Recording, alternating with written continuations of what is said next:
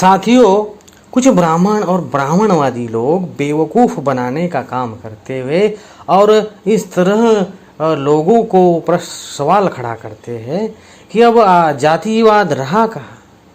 अब जब जातिवाद ही नहीं है तो जाति के नाम पर आरक्षण भला क्यों होना चाहिए।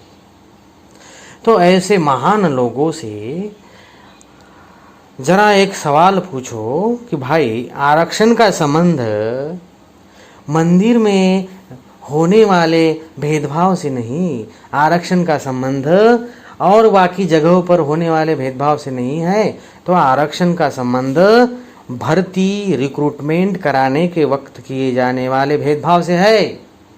उस महामानव को जरा समझाओ जो ऐसे सवाल खड़ा करते हैं। बाकी जगह किए जाने वाले भेदभाव से आरक्षण का कोई संबंध नहीं है। यह केवल भर्ती और रिक्रूटमेंट कराने के वक्त किए जाने वाले भेदभाव से है। बाकी सभी जगहों पर भेदभाव ना करने वाले ब्राह्मण भर्ती रिक्रूटमेंट के वक्त भेदभाव 200% करते हैं। भर्ती कराने वाले अधिकारी पदों पर इनका ही वर्चस्व है। जातिवाद सारी जगह से खत्म हो जाए, लेकिन भर्ती रिक्रूटमेंट की जगह से कभी वो खत्म नहीं होगा। साथियों, आरक्षण अर्थात हिस्सेदारी का गरीबी, जातिवाद या शोषण से दूर दूर तक कोई संबंध नहीं। जातिवाद का वहीं पे संबंध है जहां रिक्रूटमेंट के वक्त जातिवाद किया जाए, बाकी जातिवाद से उसका कोई संबंध नहीं। इसका संबंध है मनुवादी ब्राह्मणों से बाकी समूहों का हिस्सा सुरक्षित करना। जैसे किसी परिवार में 4 भाई होते हैं, जिसमें एक बड़ा भाई बदमाश होता है, वह बाकी 3 भाइयों की रोटियां भी खुद ही खा जाता है। इसलिए उनकी माँ बाकी तीनों भाइयों का हिस्सा अलग सुरक्षित रखने का इंतजाम करती है और उसे ताला लगा लेती है, ताकि वो जो बदमाश भाई होता है वह उन बाकी भाइयों के जो रोटियां है उसमें हाथ न डाल सके। बिल्कुल इसी तरह भारत में अधिकारी भर्ती रिक्रूटमेंट कराने वाले जो अधिकारी है, उनका जो चरित्र है वे ब्राह्मण वर्ग के अधिकांश अधिकारी है और उनका चरित्र मनुवादी होता है। मनुवादी का अर्थ होता है वंशवादी। वंश भेद करने वाला जो होता है उसे मनुवादी कहा जाता है। जब जब किसी क्षेत्र में भर्ती रिक्रूटमेंट होती है, तब तब यह ब्राह्मण अधिकारी अपने ही नस्ल, अपनी ही जाति के लोगों को, कैंडिडेट्स को भर्ती रिक्रूट करते हैं। इसके लिए वे हर तरह की चिटिंग करते हैं। परिणाम स्वरूप हर क्षेत्र में ब्राह्मणों का वर्चस्व बना रहता है और बाकी समूह वंचित रहते हैं।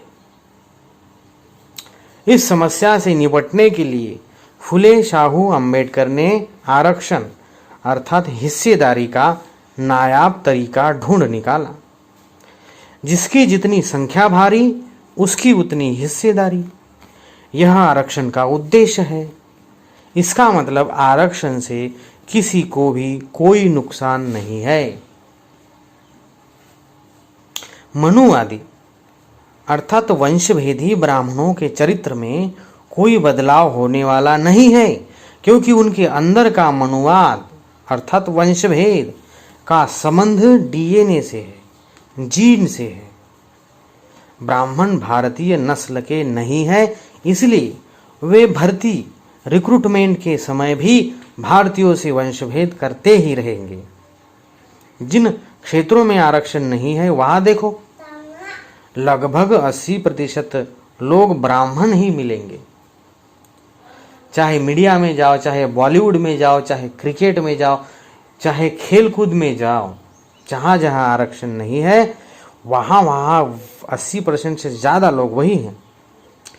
आरक्षण के बावजूद भी अधिकारी वर्ग में 75% से ज़्यादा ब्राह्मण मिलेंगे। क्यों?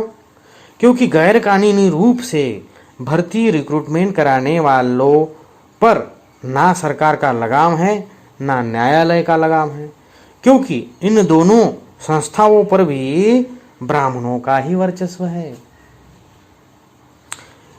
अर्थात ये जो भर्ती कराने वाले जो अधिकारी होते हैं, ये अधिकारी न्यायालय और जो सरकार है उनके ही आशीर्वाद से, उनके ही आशीर्वाद से ये काम करती है, क्योंकि उन्हें विश्वास होता है कि ऊपर जो बैठे वाले लोग हैं वो अपने ही लोग हैं, वो अपने खिलाफ कोई एक्शन लेने वाले नहीं हैं। तो साथियों, जब रिक्रूटमेंट भर्ती कराने वाले अधिकारी पदों पर से ब्राह्मणों का वर्चस्व खत्म भी हो जाए तब भी आरक्षण का नियम जरूरी है, क्योंकि दोबारा वहां ब्राह्मण अपना वर्चस्व नहीं बनाएंगे, ऐसा नहीं कहा जा सकता।